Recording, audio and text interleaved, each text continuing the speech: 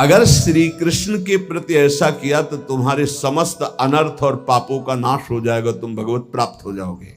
संगा सर्वात्मनः त्याज्या साचेत युक्तम न शक्यते। वैसे सिद्धांत है किसी का संग मत करो, असंगोहम पुरुषा। किसी का संग, महाभागवतों के संग को मोक्ष का खुला हुआ द्वार बताया गया, ये किसी में नहीं है, ये महाभागवत जन है। यहां कह रहे संगा सर्वात्मना त्याज्य, ये शरणागति की बात हो रही।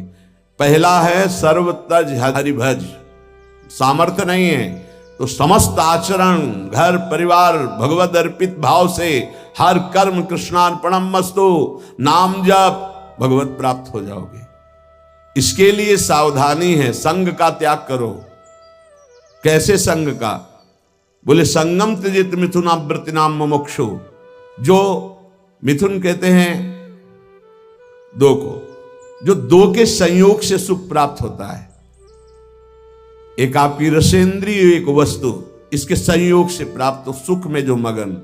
शब्द और श्रवणेन्द्रिय संयोग के प्राप्त से, शरीर और जनेन्द्रिय संयोग के सुख, रूप और नेत्रेंद्रिय, ऐसे जितना ब्रह्मा के द्वारा रचा हुआ सुख है वो मिथुन सुख है। जो स्वा से मिलता है वो भगवदानंद है, जो पर से मिलता है वो मिथुन सुख है। जब हम भोगते हैं तब सुख मिलता है, चाहे जिस इंद्री से हो। संगम त्यजेत मिथुन वृत्ति नाम मुमुक्षु।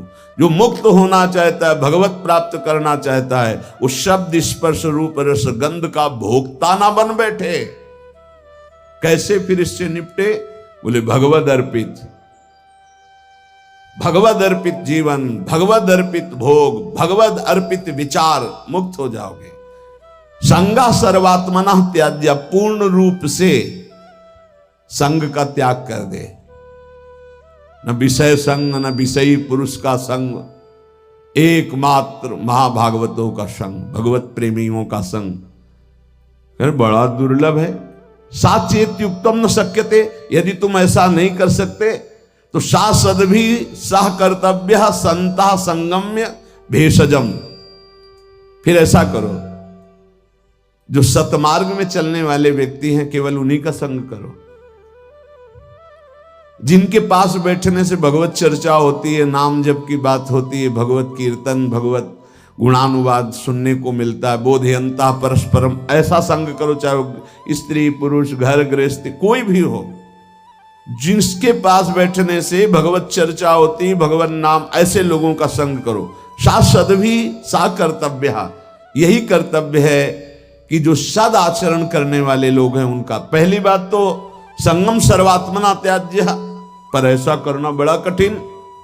साचेत युक्तम न शक्यते, ऐसा सब नहीं कर सकते। तो बोले संग करो। फिर किसका? बोले सासद भी, जो सदमार्ग में चलने वाले हैं, जो अपने कर्तव्य का पालन करने वाले हैं। संता संगस्य भेषजम, और कहीं संत समागम मिल जाए तब तो बहुत रोग से निवृत्ति होने की औषधि है संतजन।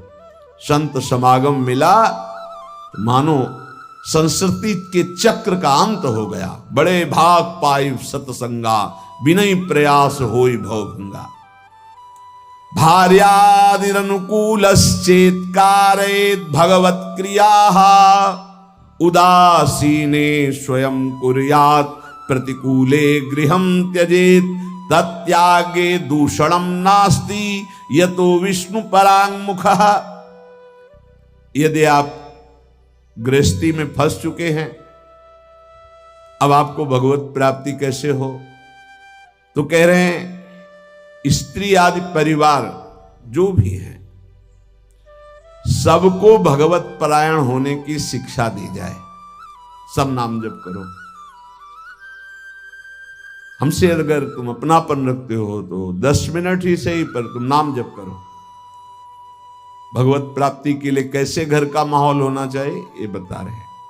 भार्यादि अनुकूलस, पत्नी को अनुकूल बनाओ।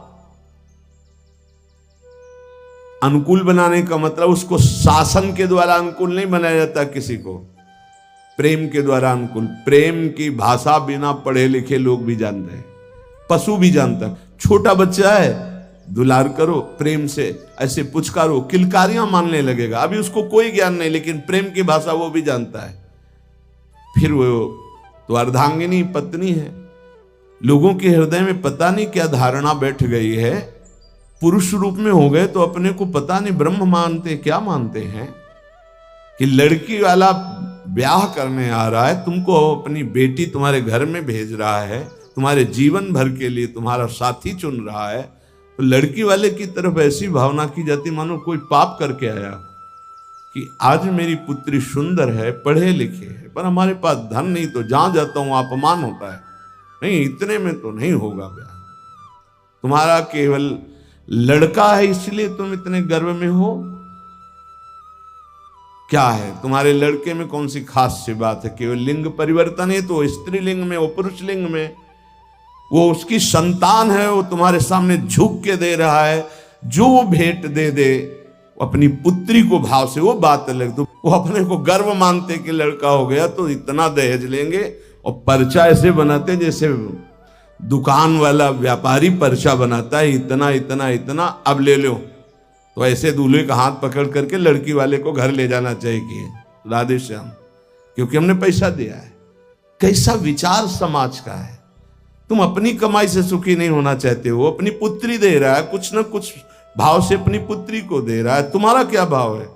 लड़के पक्ष वाले ऐसे गर्व में होते हैं मानो त्रिलोक विजयी हो गए हों, लड़का हो गया तो। इसीलिए हमारे समाज की धारणाएं पापों को बढ़ावा दे रहे हैं। पुत्री हुई तो उसको किस भाव से देखा जाता है, किस भाव से? अगर लड़की न हो तो पैदे कहां से हो? विचार कीजिए। तो तुम्हारी जो पत्नी बनी हो तुम्हारे समान है, 1 इंच भी तुमसे कम नहीं किसी बात में। ईश्वर का तत्व जो तुम्हारे हृदय में, उसके हृदय में जो पांच भौतिक दे तुम्हारी, वो उसकी दे, वो अपने घर का त्याग करके तुम्हारे घर में आई है, तुम्हारी अर्धांगिनी बनी है।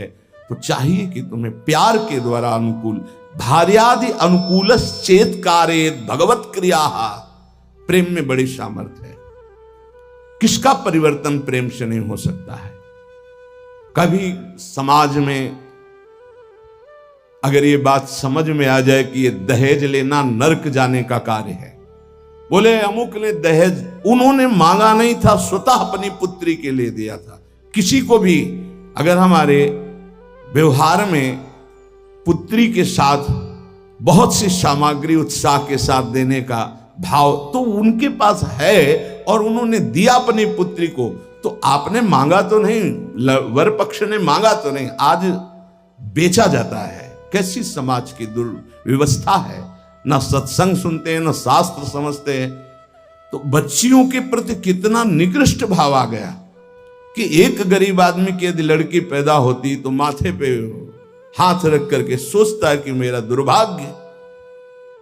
कोसते हैं कि तूने लड़की क्यों पैदा की। अरे अगर हमारी मां नहीं होती तो हम कहां से प्रकट हो जाते? वो मां है, वो दैवी शक्ति है जो प्रकट हुई है। कैसी बुद्धि भ्रष्ट होती चली जा रही लोगों की कि बेटी के शब्द से उनको एक असौभाग्य लगता है कि अरे बेटा थाली बजाओ, चाहे वो पादुका से मार के घर से बाहर कर दे, बुढ़ापे में बेटी ही काम आएगी। फिर चलो पापा हमारे यहाँ, बूढ़े पिता के लिए बेटी तैयार है प्राण देने के। आज बेटियों के प्रति भाव यहां शास्त्र आज्ञा कर रहा है, भार्यानुकूलश्च, वो तुम्हारी अर्धांगिनी। तुम उसके साथ ऐसा कोई व्यवहार मत करो जो तुम्हारे को कभी अनुकूलता की वजह प्रतिकूलता में आ जाए। और आप ध्यान रखना, ब्रह्मा जी बहुत चतुर हैं। जब देखा कि बेटियों की ऐसी अल्ट्रासाउंड करा लिया, ये देख लिया, वो देख लिया, ऐसा भाव, तो काम ऐसी कि तुम हटा ही नहीं सकते हो। आगे की समझ गए होगे चर्चा। इस बात को समझो, तुम पाप करोगे तुम्हें भुगाने के लिए उसी जीवात्मा को भेजा जाएगा और ऐसे रूप में भेजा जाएगा कि तुम्हारा कुछ बस नहीं चलेगा। ये जो घर गृहस्थी में भ्रूण हत्या गर्भ हत्या में प्रार्थना करते हैं, आज वो समय नहीं कि बेटी हुई तो तुम्हें माथे पे हाथ रखना। आज राष्ट्रपति बनी बेटी भारत की। हम बार बार कहते हैं, अभी क्रिकेट मैच की पूरी बेटियां ही आई थी, बहादुर। एक सेना नायक आई थी, होश उड़ जाए उसकी दृष्टि मिलाने में, ये शेरनी भारत की दैवी शक्तियां है। ये कैसा विचार बन रहा है? पति अपने को भगवान समझता है, पत्नी को भगवत भाव में नहीं देखता है। कलह अशांति मची रहती है। अब अगर आप कह रहे हैं कि हमारी पत्नी ही ऐसी है, तो आज तुम बहुत सीधे साधे दिखाई दे रहे हो। तुम्हारे कर्म ऐसे थे कि उस देवी के रूप में आए, हर प्रतिकूलता तेरे सामने। अब अगर आप अनुकूल चलना नहीं सीखोगे तो भगवान का विधान ऐसा है कि तुम्हें हर कदम पर दुख प्रदान करेगा। समान भाव, इसलिए भगवान शिव ने दिखाया कि आधा शिव तो आधा शक्ति, यही स्वरूप, सब शिव स्वरूप हैं, सब भगवत स्वरूप है। यही होना चाहिए। अर्धांग पे विराजमान अम्बा, और इधर भगवान शिव, इधर अम्बा का स्वरूप वही है, दूसरा कोई नहीं है। भगवान ही पत्नी के रूप में है। शास्त्र आज्ञा कर रहा है भगवत प्राप्ति के लिए, भार्यादिर अनुकूलश्च, पहले पत्नी को अनुकूल बनाओ। भगवान को अनुकूल बनाने के लिए परिवार में भगवत भाव पहले लाओ। कलह अशांति, ऐसा प्रेम में बहुत बड़ी ताकत है। इसीलिए हम कहते हैं आज हमारे जो भागवतिक प्रेम की तरफ चलने की बात जाने दो, सांसारिक प्रेम का नाश हो रहा है। ये जो चला है ना आजकल, बच्चा बच्ची का इधर उधर का भाव, ये सब, ये प्रेम का, प्यार का नाश कर रहा है। जो समर्पण होना चाहिए वो बिल्कुल बहुत सावधान, दोनों पक्ष को सावधान होने की जरूरत है। भगवत प्राप्ति गृहस्थी में कैसे करनी है तो बता रहे हैं कि भार्यादि अनुकूलश्चेत कारेत भगवत क्रिया, दोनों मिलकर के भगवत क्रिया करो। पति पत्नी मिलकर धर्म अनुष्ठान करते हुए, घर गृहस्थी के कार्य भगवत समर्पित करते हुए, दोनों नाम जप करते हुए। देखो अभी ये जो आप गर्भ हत्या, भ्रूण हत्या, गर्भपात करते हैं, आपका नाश कर देगा, आपको पता नहीं। ऐसी जगह आपको पीटेगा कि आप न बता पाओगे न रो पाओगे। हमारी प्रार्थना मान लेना, ये जो गर्भस्थ शिशुओं के साथ अत्याचार होता है, इसका परिणाम बहुत बुरा होता है। महान तेजस्वी अस्वस्थामा ब्रह्म ऋषि, गर्भस्थ शिशु परीक्षित पर प्रहार किया तो ब्रह्म तेजहीन करके मुंडन करवा कर, आज भी वो त्राहिमाम बोलता हुआ जहां भी होगा अस्वस्थामा, आज भी वो परेशान घूम रहा, केवल गर्भस्थ शिशु परीक्षित पर ब्रह्म अस्त्र का प्रयोग करने के कारण। और आप तो प्रयोग के, आप तो मार देते हो, आप नष्ट कर देते हो। सत्संग में आए इसलिए सबसे प्रार्थना है, अगर गर्भ हत्या किए तो उसका प्रायश्चित कर लो, और भूल से भी आगे कभी ऐसा मत करना, संयम से रहो। ऐसा कोई कार्य मत करो जिसमें पापाचरण हो जाए और भगवत प्राप्ति के लिए तुम्हारा उत्साह ही कभी न बने, ऐसे पाप बन जाए।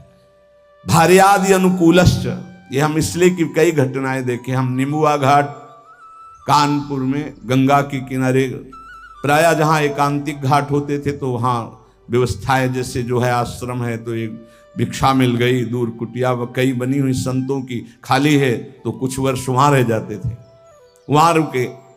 तो आसपास के बड़े जो वैष्णव प्रवृत्ति के थे, भक्त प्रवृत्ति के थे, वो प्रायः संतों का संग करने आया करते थे। उसमें एक बहुत ही धनी मानी ब्राह्मण आते थे। एक दिन वो अपनी बेटी को लेके आए तो ऐसे जली हुई पूरी आधी थी, आधा बहुत सुंदर स्वरूप था, आधा सब जला हुआ। तो उसकी आकृति देखकर कहा ऐसा कैसे हो गया? तो उन्होंने कहा कि ये जितनी इधर सुंदर है ऐसे पूरी सुंदर थी। खूब हमारे पास धन था उस समय, बताया शायद है कि 30-35 वर्ष पहले ब्याह किया था रुपया देके खूब। पर वो लोग ऐसे लालची निकले कि एक बार ब्याह के बाद जब दोबारा हमारी बेटी गई तो उन्होंने दहेज के लिए सूचना भेजी। उस समय मोबाइल तो था नहीं। फिर हम गए, जो कुछ बना फिर दिया, पर उन्होंने, उन राक्षसों ने बख्शा नहीं। हमारी बेटी को चारपाई में बांधा, मिट्टी का तेल छिड़का और आग लगा दी। अर्थ के लोभ से आग लगाई तो भगवान की ऐसी कृपा, जहां गांठ थी वहीं से आग प्रारंभ हुई, जो रस्सी की गांठ थी। अब जलने वाला चेष्टा फौरन खुल गई तो जीना की के पास ही चारपाई में जीना में चढ़ गई, चढ़ के बगल वाले घर में ऐसे छप्पर में कूद गई और नीचे गई तो वो उनके बड़े भाई का था, जिस भाई का लड़का ब्याह हुआ था उसके बड़े भाई, उनके पास राइफल था। उन्होंने जे ही देखा तो तत्काल कंबल से सुरक्षा की और राइफल निकाली, बाहर निकले, कहा राक्षसों हम तुम्हें बताएंगे, और उसकी सुरक्षा करके पुलिस तक पहुंचाई। बोले तब ये जिंदा हमें वापस हुई, मुकदमा चल रहा है। अब वो ऐसे पूरी जली हुई, क्या उसका अभिशाप उनको सुखी कभी होने दे, आगे चलकर किस योनियों में जाएंगे क्या पता। ये भावनाएं हटा देनी चाहिए, तुम्हारी दासी है ऐसी भावना नहीं रखें। हाँ, पत्नी को भाव रखना चाहिए कि मेरे प्राणनाथ भगवत स्वरूप हैं, मेरे पति हैं, तो ऐसे ही पत्नी के प्रति भी भाव रखा जाता है। ये मेरी अर्धांगिनी है, मेरी प्राण प्रिया है, इसका सर्वस्व अधिकार है हमारी संपत्ति पर, हमारे ऊपर। हम अगर कोई भी कार्य करेंगे तो इससे सलाह लेकर करेंगे, दोनों मिल करके। भार्यादि अनुकूलश्चेत् कारयेत् भगवत क्रिया, दोनों मिलकर कोई धर्मानुष्ठान करें। अकेले का गृहस्थी का विषय है, अकेले तुम बोले हम जा रहे हैं मुक्ति, नहीं, पहले अनुमति लीजिए। यहां तक कि महापुरुषों ने सन्यास भी लिया है तो पहले मनाया है, अनुमति ली है, जब उन्होंने अनुमति दे दी तब आगे की क्रिया हुई। माता से अनुमति और पत्नी से अनुमति अत्यंत आवश्यक है। अगर मां विराजमान है तो उसका आदेश, और पत्नी विराजमान तो भले वृद्धा हो गई है पर उसका अधिकार। हमारे शास्त्र में लिखा है यदि वो वानप्रस्थ में जाना जाता है तो ऐसे बात की करे पत्नी से कि यदि आप अपने पुत्रों के साथ रहकर जीवन व्यतीत करना चाहती तो मुझे आदेश करें, मैं तप के द्वारा अपने जीवन को भगवान में मिलाना चाहता हूँ। और यदि आप हमारे साथ चलना चाहती तो आपका स्वागत है, हम दोनों बैरागी होकर चलें। वो जैसा अनुमति दे ऐसा शास्त्र आज्ञा करता है। ऐसे नहीं है मनमानी कि हम स्वतंत्र हैं किसी भी तरह। अगर कोई धर्मानुष्ठान करते हो, पत्नी आपकी है, वो आपका साथ ना दे वो बात अलग है। अगर वो आपके अनुकूल चलती है और आपने कोई धर्मानुष्ठान किया, पत्नी को साथ नहीं ले गए, तो अपने आप उसका ट्रांसफर हो जाएगा उसके पास। पाणिक ग्रहण की कोई खिलवाड़ नहीं, धर्मानुष्ठान ट्रांसफर हो जाएगा। और पूर्ण धर्म का संकल्प तभी माना जाएगा जब वो भार्या तुम्हारे वामांग में विराजमान होगी। जब सिया जी भूमि में विलीन हो गई तो रघुनाथ जी जब यज्ञ किए तो स्वर्ण की सिया जी बनाकर वामांग में विराजमान की गई। और तुम्हारी अर्धांगिनी विराजमान हो, तुम धर्मानुष्ठान करने जा रहे हो, सफल हो जाओगे। भार्यादि अनुकूलश्चेत् कारयेत् भगवत क्रियाः। गृहस्थी में हो तो तुम्हें पहले अपने परिवार को अनुकूल बनाना होगा, पत्नी को, माता पिता को, परिवार को भगवत स्वरूप मानते हुए अनुकूल उसको बनाओ धर्म के द्वारा, भागवत भाव के द्वारा। उदासीने स्वयं कुर्यात् प्रतिकूले गृहं त्यजेत्। यहां कह रहे हैं उनकी आज्ञा से सेवादि के द्वारा राजी करके फिर भजन की प्रवृत्ति बढ़ावे। पहले पति पत्नी को अनुकूल करे, परिवार को अनुकूल, जो भगवत प्राप्ति का रास्ता है। ऐसा नहीं जैसे एक दो लोग आए कि अब हम तो नहीं, दोनों राजी तो राजी, नहीं तो धर्म से चलो जैसी धर्म आज्ञा करती। पाणिक ग्रहण के समय ये श्रुतियां, ये शास्त्र जो साक्षी बनाए गए थे वो पति पत्नी के भाव से बनाए गए थे। वो तुम्हारी इच्छा नहीं, लेकिन उसकी भावना की पूर्ति के लिए आपको गृहस्थ धर्म स्वीकार करना चाहिए। अगर भगवत भाव के विरुद्ध और बहुत ही कुटिल स्वभाव है तो देखो यहां शास्त्र का क्या कह रहा है, एकदम विरुद्ध, धर्म विरुद्ध, भगवत भाव विरुद्ध, बिल्कुल कुटिल व्यवहार, तो फिर बात अलग है कि अब वो धर्म में साथ नहीं दे रही तो आप धर्म करो। फिर भी पाणिक ग्रहण किया तो धर्म का हिस्सा उसके समीप जाएगा, उसका कल्याण होगा। ऐसे कोई खिलवाड़ नहीं पाणिक ग्रहण करना। जो परांगमुख, भगवत परांगमुख, भगवत विमुख है, वो कोई भी हो, फिर तो जाके प्रिय, ये सिद्धांत तब लागू, जाके प्रिय न राम वैदेही तजिए ताहि कोटि वैरीशम यद्यप परम शनेहि। अनुकूलस्य संकल्पाः प्रतिकूल विसर्जनम रक्षस्यतीति विश्वासो भरतत्वे वर्णे यथा आत्मनैवेद्य कार्पण्ये षड्विधा शरणागते है। अब शरणागति का स्वरूप समझिए। प्रभु के अनुकूल सदैव चलना, इस शरणागति का संकल्प कर लेना चाहिए। जो गीता में, भागवत में जो गुरुजनों ने, संतों ने आदेश किया है वो प्रभु के अनुकूल है। श्री कृष्ण अनुकूलेन प्रतिकूलस्य विसर्जनम, भगवान के, गुरु के, संतों के वाक्यों के प्रतिकूल कभी न चलना। अनुकूलस्य संकल्पाः, ये जीवन भर के लिए संकल्प लिया जाए अपने लोग मिलकर कि प्राण चाहे चले जाएं, धर्म के विरुद्ध आचरण नहीं करेंगे। प्रतिकूलस्य विसर्जनम, प्रतिकूल आचरण कभी हम प्रभु के नहीं करेंगे, प्रतिकूल आचरण नहीं करेंगे। भूल न दें कुमारग पाऊं, और रक्षिष्यतीति विश्वासो, मेरे भगवान मेरी रक्षा करेंगे, पक्का विश्वास बना लो।